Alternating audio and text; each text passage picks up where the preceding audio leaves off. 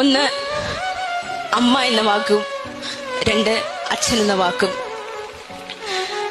10 മാസം ഒരു കുഞ്ഞിനെ വയറ്റി ചുമന്ന് അവരെ ഈ ഭൂമിയിലേക്ക്, അവളെ ഈ ഭൂമിയിലേക്ക് പ്രസവിച്ചിടുമ്പോൾ ആ കുഞ്ഞിന്റെ ആദ്യത്തെ വറ്റ് അത് മാറ്റുവാൻ വേണ്ടി അമ്മ തന്റെ കുഞ്ഞിനെ തന്റെ മാറോട് ചേർത്തണയ്ക്കുന്നു.